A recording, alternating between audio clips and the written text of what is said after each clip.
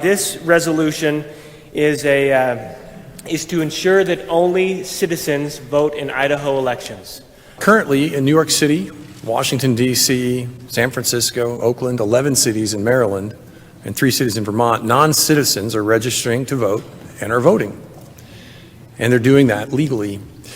Additionally, in San Francisco and Oakland and D.C., for example, foreign citizens who are here illegally have been awarded the right to cast a ballot.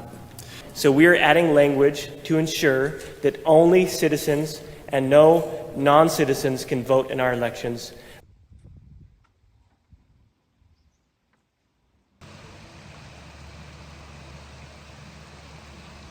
$6,500 foreign nationals voted in state and federal elections in Virginia.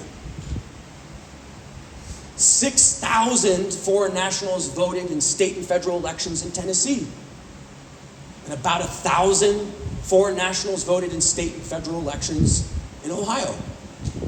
But the neighboring states now have created taxpayer-funded projects to ensure illegal aliens can own a home before your kids can. $30,000 to new home buyers. Lauren, you cannot apply if you're an American citizen. What's with that? Why would an American citizen apply for a taxpayer-funded program to get $30,000 for a new home? If you believe America's just an idea, it's open to anyone and everyone, even if you just arrived yesterday, you'll start to create policies like these, because at the end of the day, what does it matter to be a citizen? Now is the time. Now is the time to say, look, I'm an American citizen, and I really, really believe that American citizens should come first. We are not a fat cat party anymore, if we ever were, but we're not anymore. The money's all on their side. Mark Zuckerberg ain't donating any money to Senator Shippy. Okay, so we're not a fat cat party anymore, we're the party of the working man. The realignment is nearly complete, we're the party of everyday people. In 2016, a little boy, 6 or 7 I believe, named Sean, was called into the nurse's room in his school. He was covered in bruises all over his body. So immediately their reaction is that they pull him out. CPS gets involved, they take him out, they bring him to a foster home to wait until they figure out what's going on. About a week, maybe 2 weeks goes by. It turns out he just has a medical condition, and if you touch his skin, he bruises. They believed it was abuse. It turned out it wasn't abuse. So it had a happy ending. We were the foster family that received that little boy, he and his 2 siblings. So that was the happy ending. It doesn't always have happy endings. Some friends of ours who live in Council, the Shumways, her mom was a foster care provider for many, many years. And there was one instance where she received a little girl into her home. I believe was with her for 2 years.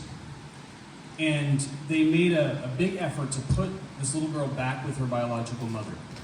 And the foster mom opposed it, and they went ahead and went through with it. And a short while later, this little girl was murdered by her mother. I share that to show you the difficulties that these caseworkers go through in making these decisions, because there are a lot of issues you're dealing with parental rights and authority, but with genuine abuse and children even potentially being murdered in cases. And so these are really, really complicated issues. I say that because we have done foster care in the past. We're actually working right now on being relicensed to do foster care again.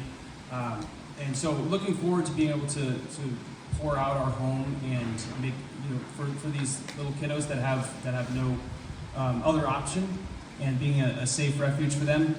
But one of the things that I'm really passionate about is this issue of foster care and adoption. And so one of my goals, and I've been very vocal about this, is I fully intend on being on health and welfare.